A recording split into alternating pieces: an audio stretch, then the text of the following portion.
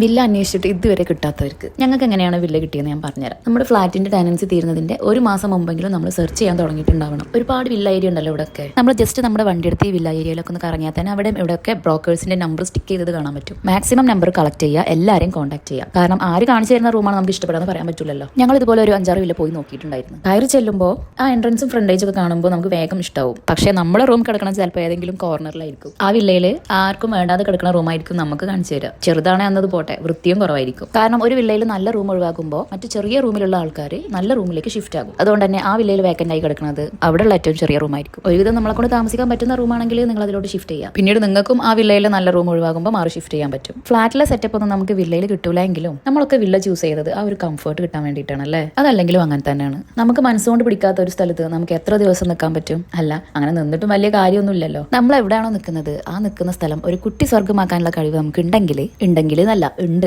നമ്മൾ പ്രയോറിറ്റി കൊടുക്കുന്ന ഒരു ഫെസിലിറ്റി ഇങ്ങനെ ഹൈലൈറ്റ് ചെയ്തുകൊണ്ടിരിക്കുമ്പോൾ ബാക്കി ഫെസിലിറ്റി ഒക്കെ കുറവാണ് എന്നുണ്ടെങ്കിലും നമുക്ക് സമാധാനത്തിൽ നിൽക്കാൻ പറ്റും. സോ കുറച്ചൊക്കെ കുറവുകൾ നമ്മൾ കണ്ടില്ല എന്ന് വെക്കുക. എല്ലാം കൂടെ ഒത്തിണങ്ങിയിട്ട് ഇപ്പോൾ ഒന്നും നടക്കൂലടോ. അപ്പൊ എല്ലാം പറഞ്ഞ പോലെ